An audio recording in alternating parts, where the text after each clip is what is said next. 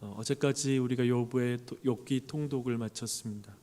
오늘은 시편 1편, 2편을 읽는 그런 순서인데요. 그리고 내일부터는 잠언서 통독이 들어갑니다. 우리가 보는 이 성경 읽기표를 만든 그런 곳에서 이 연대기적인 순서에 따라서 성경 읽기표를 만들었고, 특별히 시편은 매일 읽게 되어 있거든요.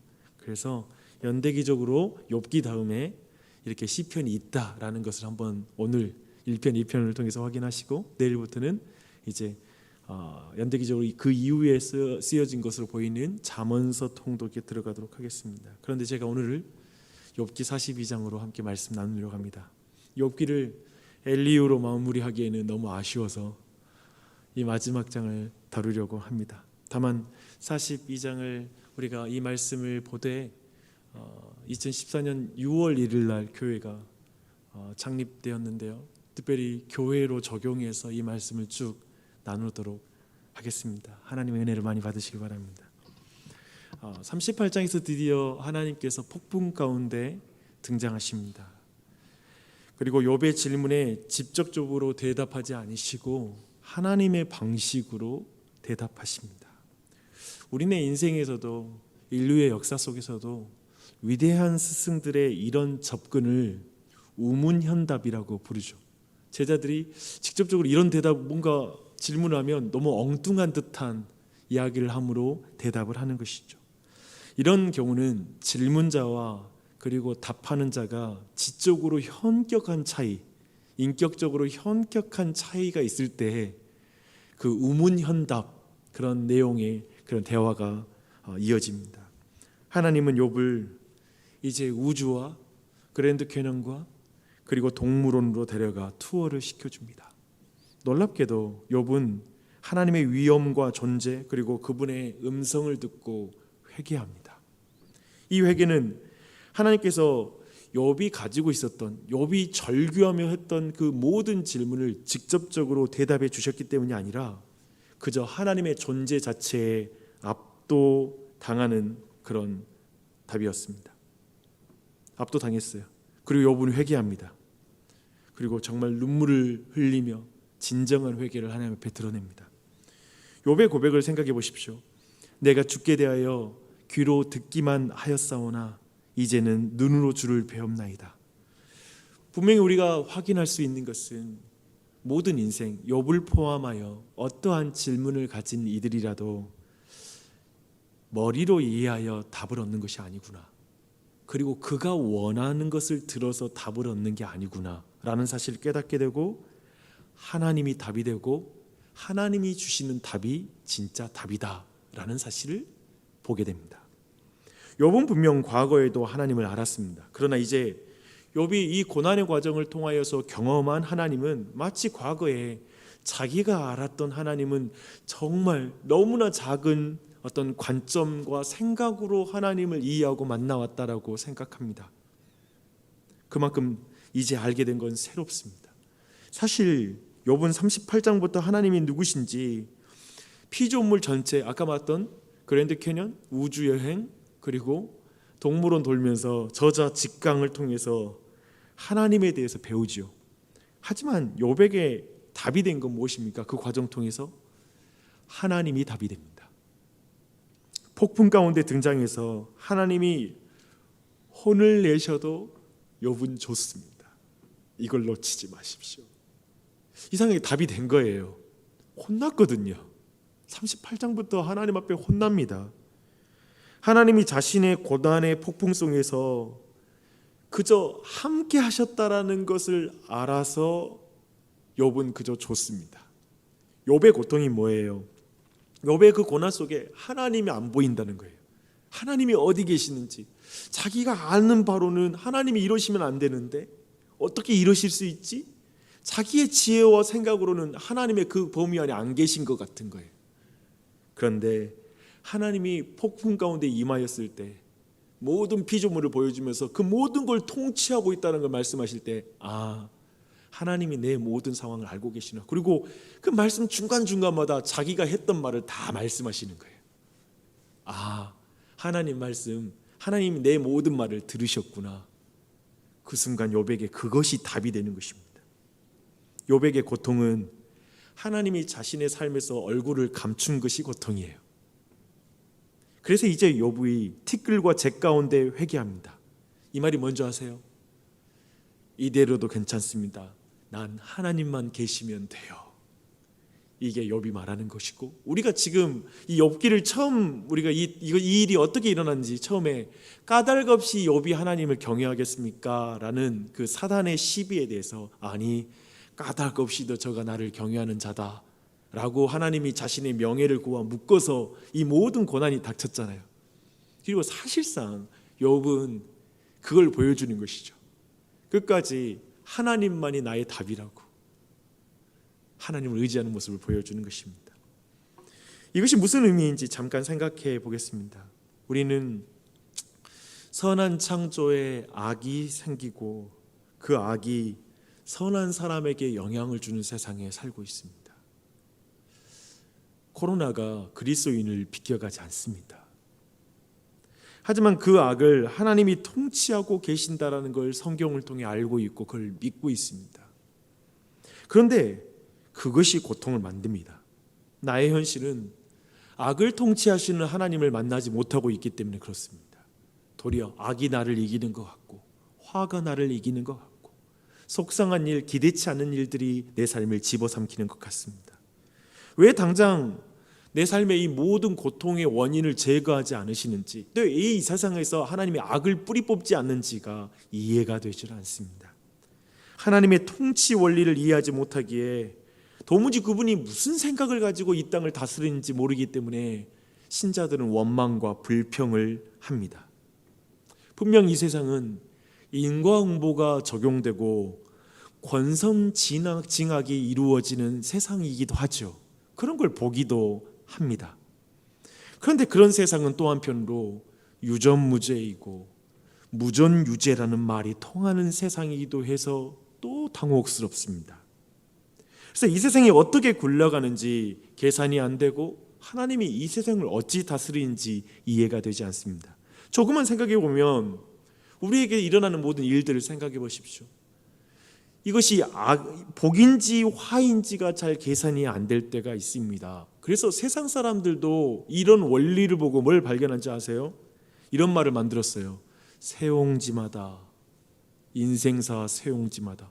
즉 지금 내가 당한 일이 악이라고 규정하고 기도해야 될지 이게 좀 좋은 일인지 구별을 사실은 자세히 보면 이게 또 어떻게 바뀔지 모르니까 우리는 그런 생각을 합니다. 때로는 악한 일도 우리 안에 있지만 행복한 결말을 맺을 때가 있어요. 고통스러운 일을 우리가 통과하고 나서 정말 기쁘게 웃을 날이 있어요. 그래서 우리는 이것이 진짜 유익한 것이 나쁜 것인지도 잘 구분이 안 됩니다. 제가 볼 때 잘 보니까요, 결국 그 사람의 형편에 따라서 세상이 달리 해석됩니다. 어떤 사람은 약육강식의 이 세상을 정글과 같은 세상이라고, 지옥과 같다고 말하기도 하고, 어떤 사람은 능력 있는 사람들은 그것을 능력주의의 세상이다, 능력 있는 사람이 잘 사는 게 맞지라고 해석합니다. 다 내로남불입니다. 해석의 기준에 따라 다 달라지는 것이죠. 저마다의 해석을 하면서 사는 것 같습니다. 하나님에 대해서도 그렇습니다. 형편 괜찮으면 선하신 하나님 맞습니다. 내가 조금 나빠지면 하나님 왜 이러셔? 하나님이 악한 것 같아 라는 생각을 합니다.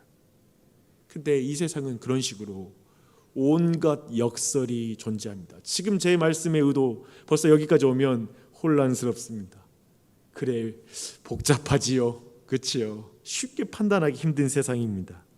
짐승들 사이에 사자가 먹이를 사냥하는 것이 허락됩니다. 약한 짐승을 먹잇감으로 삼습니다. 희생됩니다.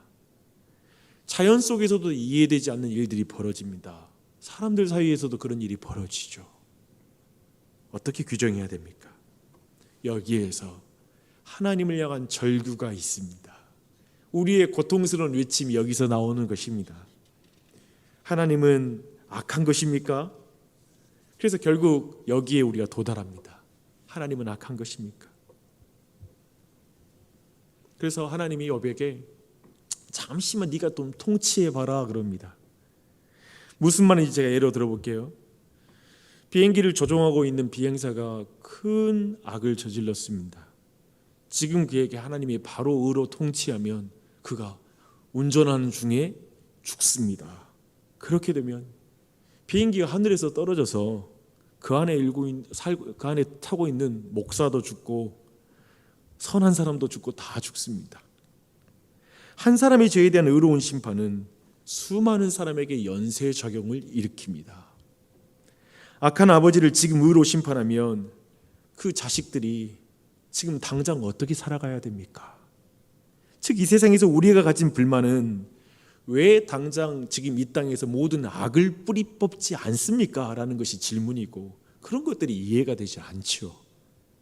또 악인들이 떵떵거리고 사는 것 정말 우리가 눈을 뜨고 보지 못한 장면입니다. 그런데 하나님이 당장 그것을 바로잡으면 어떻게 됩니까? 그래서 성경은 말하죠.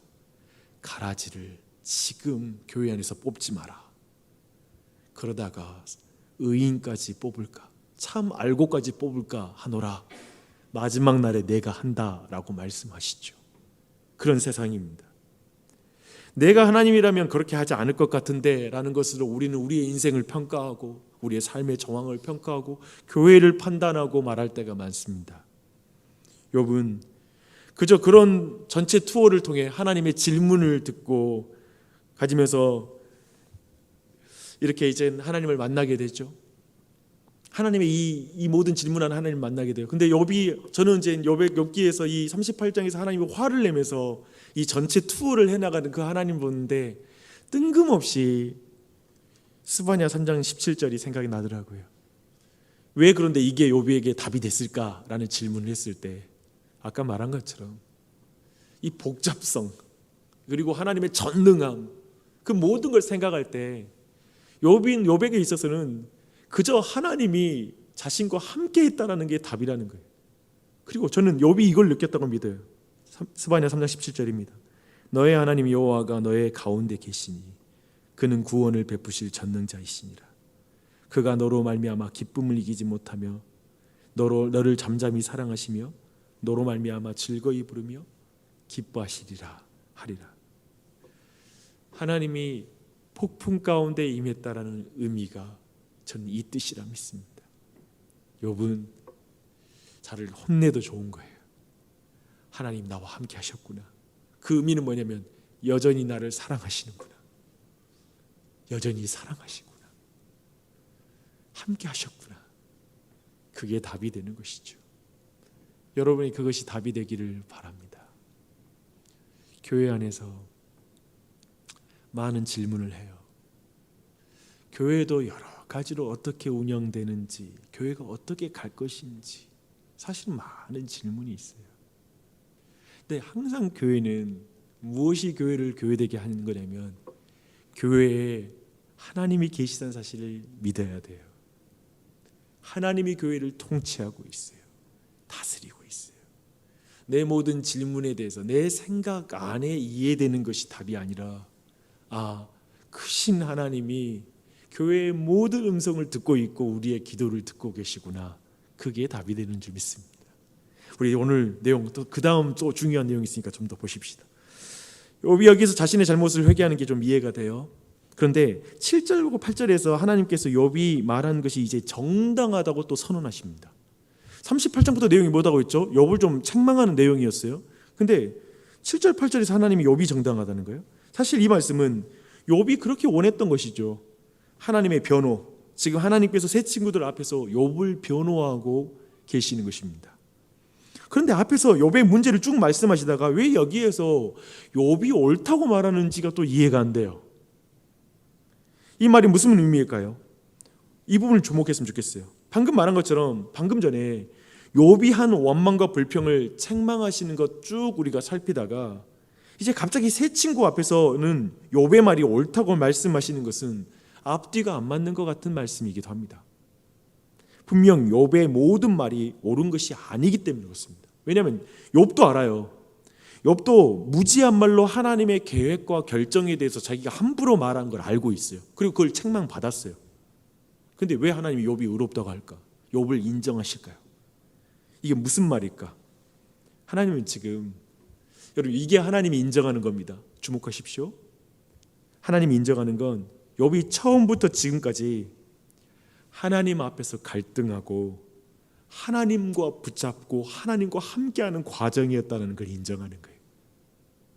욥이 원망했죠. 불평했죠. 하나님 앞에 절규했죠. 근데 하나님 앞에 있었던 거예요. 한 번도 욥이 하나님을 붙잡는 것에 놓친 적이 없는 거예요. 하나님께 답을 얻어야 되겠다. 놓친 적이 없는 거예요.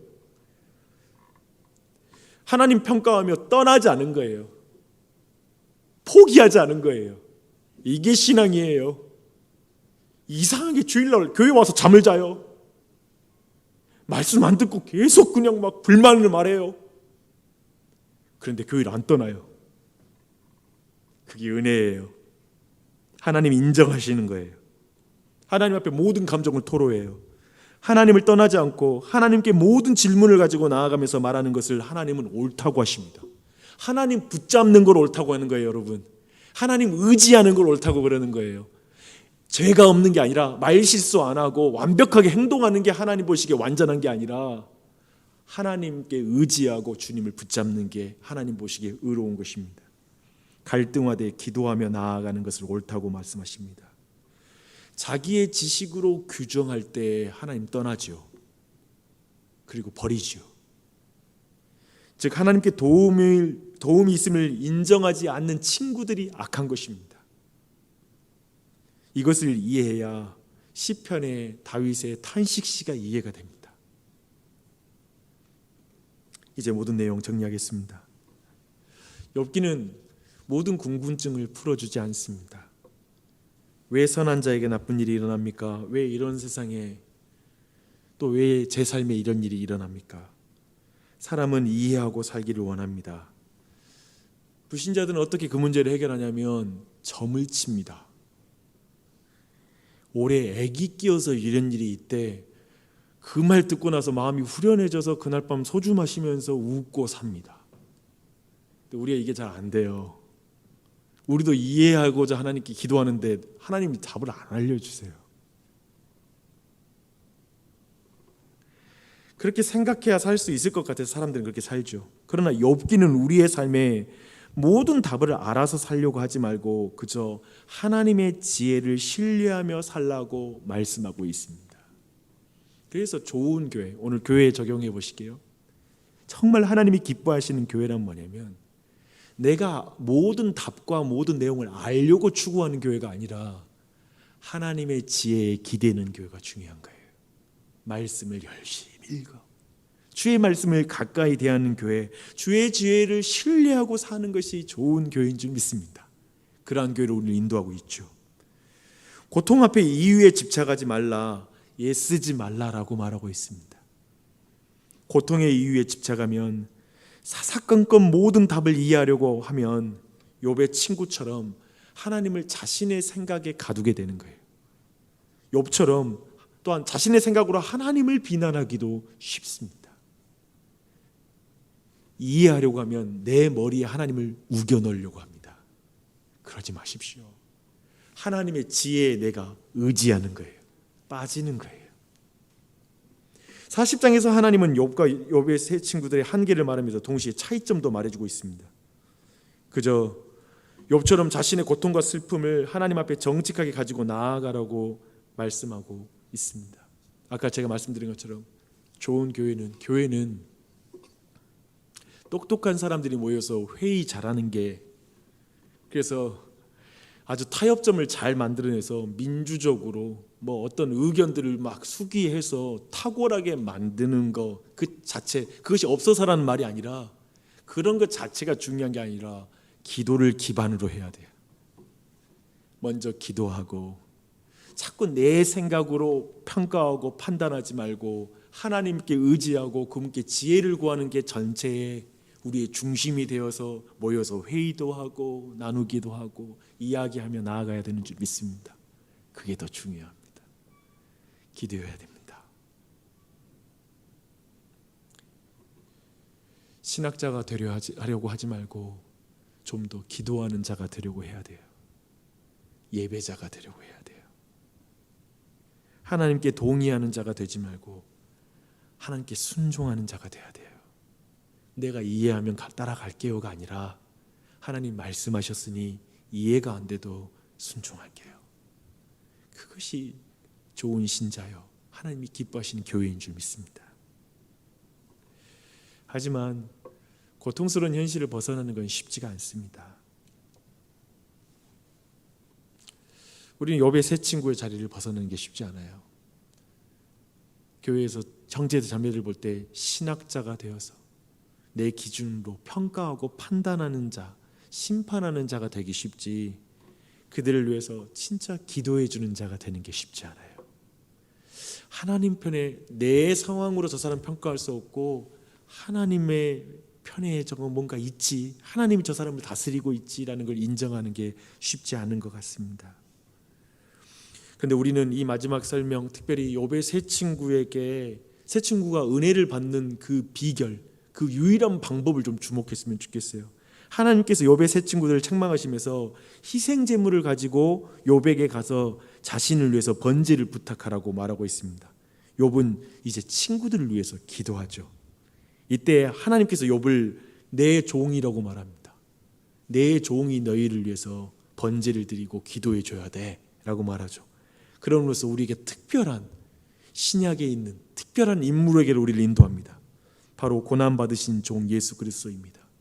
죄가 없는데 까닭 없이, 그의 죄 때문이 아니라 우리의 죄 때문에 고난당하시는 종, 그분이 자신을 대속물로 번제로 온전히 드리시고, 그리고 우리를 위해서 기도하고 지금도 중보하고 있는 유일한 구속주, 유일한 중보자 되시는 예수 그리스도, 그분이 우리에게 계십니다. 그분이 우리와 함께 하십니다. 욥은 놀랍게도 그 인생 전체를 통해 이 놀랍게 예수 그리스도를 예표하는 자리에서 마지막에 서게 됩니다. 영광스럽지요. 교회의 모든 교인들은 바로 이 자리에 서 있습니다. 우리가 누군가를 용서하고 그를 위해서 중보의 기도를, 중보적 기도를 드리며 그들을 사랑하고 용서하는 자리로 다시 오실 예수 그리스도를 증언하고 드러내는 게 교회입니다. 그리스도 중심적 기도 교회이죠. 결국 이것이 궁극적인 목적입니다. 사랑하는 여러분, 우리가 믿고 신뢰할 분은 예수 그리스도 외에는 없습니다. 우리 교회는 다른 것이 없습니다. 예수 그리스도 외에는 신뢰할 분이 없습니다. 그분의 이름으로 기도하십시오. 그리고 하나님을 믿고 답이 안 보이는 세상, 고난 그리고 고통이 가득한 이 세상 속에서 그 하나님을 믿고 그분을 의지하고 그분의 지혜를 붙잡고 가십시오. 요즘 현대 유행하는 게 가난한 성도예요. 교회에 들어버서 교회 못 나가겠다 밖으로 뛰쳐나가는 거예요. 물론 그들의 교회에서의 고통을 제가 간과하는 게 아닙니다. 근데 제가 욥기를 통해서 보는 건 뭐냐면, 결국 욥이 더러워서 하나님을 안 떠나요. 이게 의미하는 게 뭔지 아세요? 그래서 욥이 믿는 하나님을 믿는다는 의미는 뭐냐면, 진짜 말도 안 되는 이 교회, 어쩌면 교회 안에 부족한 것이 많고 그럴지라도 안 떠나는 거예요. 그곳에서 그리스도를 붙잡고 끝까지 주님을 신뢰하며 그 길을 걸어가는 거예요. 우리 교회가 그러한 교회가 되길 또한 바랍니다. 이 아침에 각자 그렇게 기도하되, 특별히 한 가지 이번 주에 우리가 전부 다 온 교회가 기도해야 될 제목이 있는데요. 우리 이 자리에 나와 있는 우리 영희자매님, 특별히 최근에 그 정기 검진을 받다가 위쪽에서 처음에는 좀 암이라고 좀 보이는, 의사가 어느 정도 확신하는 그런 진단을 받게 되어서 서울에 있는 큰 병원과 우리 전남대 병원에 이렇게 가서 또 진찰을 받았습니다. 근데 다행히도 암은 아니라 좀 악성 종양인 것으로 발견이 됐어요. 근데 종양과 이 암 차이가 전염력 때문에 둘의 개념을 차이를 두더라고요. 근데 이것이 조금만 컸더라면 또 이것도 좀 힘든 수술이 될 뻔했는데, 이제 목요일 날 수술을 받으세요. 화요일 날 입원하고 목요일 날 수술을 받아요. 그래서 이번 주에 우리 온 교회가 이것을 놓고 같이 기도해야 될 것 같아요. 교회는, 제가 배우는 건, 교회는 그 과정 같이 가는 거예요. 함께 아파하고 함께 이걸 놓고 기도하고 함께 간구하는 거예요. 그래서 여러분이 특별히 이 아침에도 지금 이번 주에 이제 목요일 날 수술이 마칠 때까지 쭉 우리 온 교회가 같이 이후 회복을 위해서도 같이 이를 넣고 힘써 기도해 주시기를 부탁드립니다. 저는 그것이 욥과 함께 그 폭풍과 같은 그 시간을 보냈던 하나님을 믿는 우리가 교회를 이루는 모습인 것 같아요. 같이 그 과정을 걷는 것. 그리고 또한 이제 또 같이 기도하는 우리 연습자매는 아버님을 위해서도 계속 기도하고 계시죠. 계속 끝이지 말고 함께 기도해 주시기를 부탁합니다. 기도하겠습니다.